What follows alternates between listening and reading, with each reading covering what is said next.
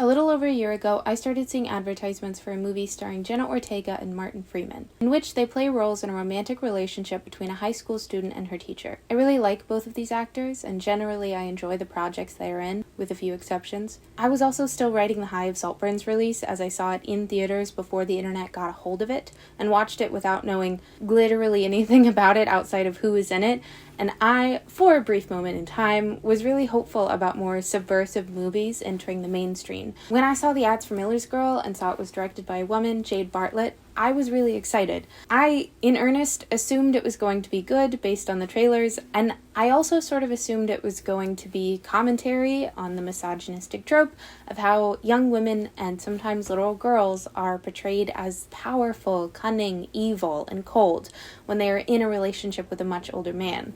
Like they are plotting spiders bent on taking his money, his acclaim, his dignity, I don't know, whatever people latch onto for the specific relationships. Instead of it being commentary on this belief, that is actually just the entire plot of the movie. Cairo Sweet, our protagonist, gets spurned by Mr. Miller and then callously decides to ruin his life. At least, that's how it's portrayed in the movie. The movie shows Mr. Miller as a kind, smart, caring man who is married to his bitch wife and has been squashed down by life over and over, and then in walks in Cairo. She gives him life again, but she turns cold and bitter after his rejection. Now, listen, Miller's Girl is really low-hanging fruit when it comes to critique. It doesn't take much to point out a lot of really uncomfortable things about this movie and say, hey, this is clearly bad and shouldn't be romanticized.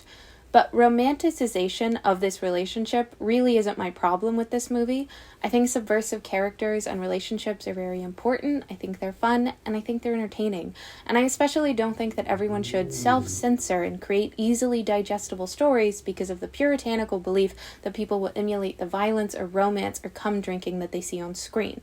That's an old-fashioned notion that has been around since the first trashy romance novel was written, and that is not the one that I will be presenting today. Instead, I want to break down the way that this movie upholds misogyny and tradition, despite the narrative telling you that it is disruptive to the norm. Miller's Girl takes place in small-town rural Tennessee. Cairo Sweet, played by Jenna Ortega, is an 18-year-old senior in high school. I'm 18. Whose parents are extremely wealthy and somehow always abroad. And yet, despite this, Cairo's never left her hometown. Cairo meets her new teacher for the semester, Mr. Miller. He is impressed by her literary skills and starts, paying attention to her more. Cairo's best friend Winnie, self-identified equal opportunist lesbian, who is also entering an inappropriate relationship with the teacher, tells Cairo that Mr. Miller is attracted to her, and then the two start to pursue one another. The aforementioned teacher is Coach Fillmore, who also happens to be Mr. Miller's best friend. Miller is once again very impressed by Cairo's writing abilities, so he offers her a jumpstart on the midterm. She is to write a short story in the style of her favorite author, and their relationship progresses, they kiss, and then she submits a pornographic short story about the two of them for her midterm project. He obviously tells her that he cannot accept it. Well, first he jerks off to it, and then he tells her he can't accept it. They have a 7-minute-long argument shot almost entirely in close-up shots, where Miller essentially tries to gaslight her into believing that the nature of their relationship has always been that of a teacher and a student. Any romantic or sexual notion that she made up in her head. You're my student, and I'm your teacher. That's all. Any misconception of that is something, regrettably, that you have to shoulder alone. Place I left. Afterwards, she's obviously very hurt and confused and angry, so she turns the short story into the principal's mailbox. Cairo has a conversation with the principal at the end of the movie and is going to testify against Mr. Miller in front of the school board, and the ending is Cairo monologuing about feeling like she has become an adult and also a real writer. Now that you're up to speed on the plot, let's dig into this. Miller's Girl is supposed to be Southern Gothic, an artistic subgenre heavily influenced by Gothic elements and the American South.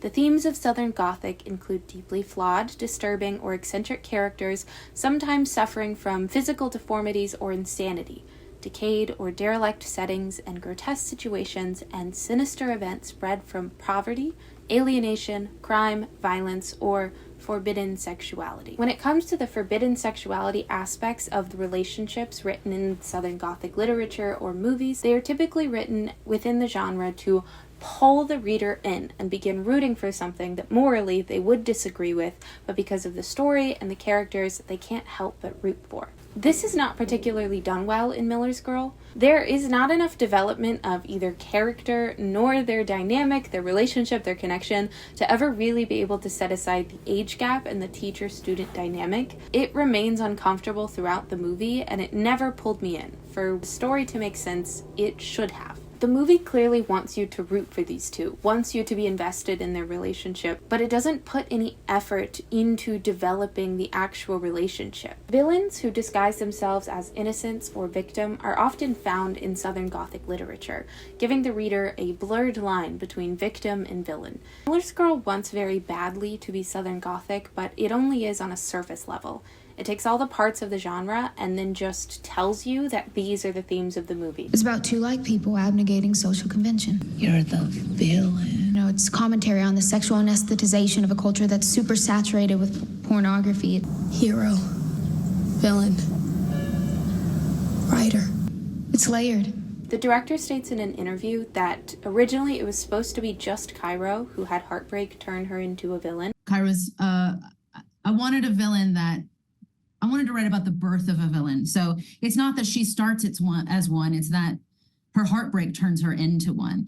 And that still exists in the screenplay. However, after Me Too happened, I was like, oh shit. Like I was totally gobsmacked, of course, because I was learning so much. And I was like, oh, I don't have one villain, I have two. Cairo's decision to turn in Mr. Miller is framed as something that is a selfish and horrible thing to do. What are you doing to Mr. Miller? Please don't do this. Why? You're gonna ruin his life.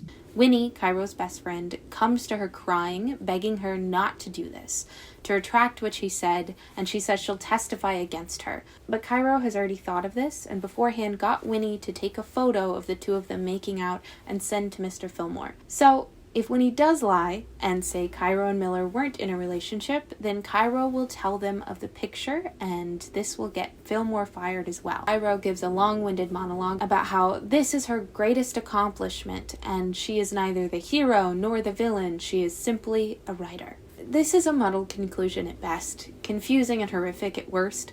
The scene makes you feel as if these girls are victims, and yet the statement at the end is actually that this relationship was a wonderful adventure for Cairo and that will help her creatively and has inspired her, and that this scheme to get him fired is an accomplishment that she is proud of. It's just very messy. And none of it blends well together. None of it really feels like it makes sense with the rest of the movie. I've seen a few interpretations of this stating that the monologue at the end is proof that her scheme was something she had been planning from the beginning, but that is textually just not true. She definitely pursues him because she's attracted to him, and he does the exact same thing. On that note, let's discuss Coach Fillmore. I've mentioned him and Winnie have a similar relationship to one another that Mr. Miller has with Cairo. However, a key difference is that Fillmore shows no remorse for their dynamic, and it is completely devoid of romance. It's strictly about him finding Winnie sexually attractive, and Winnie flirting with him, and then of course the sending of the explicit photo and the suggestive text. You should tell him you're with me. And that we're doing what all girls do when they're alone at night. Who is she? Not telling. Also, when Mr. Miller gets caught, Fillmore says this. You know the difference between you and me? You cannot identify the line, so you cross it. Right. That's why you're sitting here scared, defensive. You are the adult. Show some responsibility. You can't be sitting like you. Yes. I know where the line is, John. I don't cross it. To have this character and this dynamic played out by the only black man of the principal cast leans heavily into the harmful racist stereotype of predatory black man and young white girl. It's such a blatant stereotype that for like the first 15 minutes of the movie, I was thinking that somehow they were going to circumvent this, but I quickly realized that that wasn't what was happening, and it was just the stereotype. The movie also, of course, loves to take a swim in some misogyny as well. 2 girls and 1 woman in this movie are Cairo, Winnie, and Beatrice Miller, Mr. Miller's wife. wife. All three of them are embodiments of misogynistic tropes. Beatrice is the alcoholic ball and chain bitch wife who does nothing but tear down her husband to a comical degree. Finally, someone gave your reductive short stories a second glance, and you can't help but get hard for it because, what, now suddenly you feel worth something? Is that it? Yes! She made me feel worth something. What does that tell you?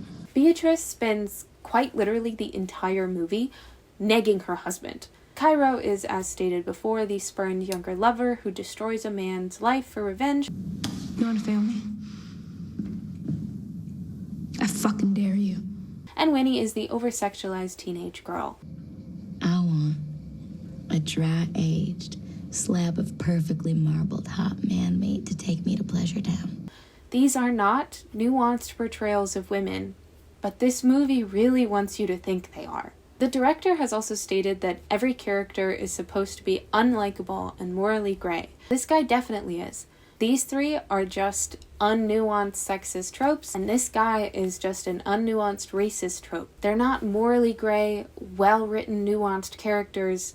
They are caricatures. Ultimately, this is just a very shallow movie that has draped itself in flowery dialogue and the Southern Gothic aesthetic, but has no real substance and just reinforces harmful and old ideals while telling you to your face it is breaking the mold and going against the grain. I believe with a serious rewrite, this story could go somewhere and show an interesting portrayal of this power dynamic flipped on its head, as well as pull the audience into this deeply morally questionable relationship. An easy fix, I think, would just be to immediately scrap the Winnie and Boris and completely change each of their characters to just be regular teacher and best friend and regular student and best friend, so that Cairo and Miller have these sort of moral compasses always by their sides. Also, the setting needs to be tweaked. I think that the story needs to be set in an earlier time. We don't have to go all the way back to the 1800s. I was thinking more early 40s to late 50s, somewhere in there. Then make the town and the school a lot more isolated. Put the town up in the Smoky Mountains so it's harder to get to and harder to get out of. I want to change the way that Miller is beaten down and downtrodden, but I think that we should have something where he's kind of like George Bailey in It's a Wonderful Life. He kept trying to get out and see the world, but things kept happening and he wasn't able to. And it's all he ever wanted. And instead of, going down the route that George Bailey obviously got, where he got a wonderful community and beautiful children and a loving wife and joy and contentment, all Miller ever got was more miserable as the years went on. The rot of Miller's life should come from within him. This older and more isolated setting would probably add a bit more depth to their characters and also make their connection make more sense to the audience. It would feel a bit more like they're bugs under a dome in search of someone who can see them, rather than two people who could just drive a town over and meet new people. Cairo's plot has to change for this narrative to make sense. Either one, full send her being crazy, intelligent, and steps ahead of everyone. Make the whole thing a game to her. Have her putting small amounts of drugs in his coffee when she has class with him, or have her getting to know his wife for, nefarious reasons. Have a lot of her narration be about how much fun she's having manipulating him into becoming her prey. And then have her snap at his rejection. If it has to be an actual heartbreak turned her evil, then her revenge can't be exposing the relationship. That doesn't come off across enough like villainy for this story to work, because that is the narrative that is spun often with victims and circumstances like this. Instead, maybe it could be planting something else to expose him for a crime or scheming to ruin his marriage. It just can't be coming forward about the relationship. This is Editing Roz here. I wanted my final thoughts to be more concise than what I had originally wrote. Just wanted to finish up and say that I hope this movie has not made anyone who has come forward about a relationship similar to the one portrayed here feel as if they were a bad person for doing so. And I hope that this idea of victims actually being conniving and villainous stops being not only portrayed in movies, but also stops being such a widespread belief throughout the public consciousness. These were my thoughts on Miller's Girl, and if you like this video, you should check out my analysis of the sequel to The Little Mermaid.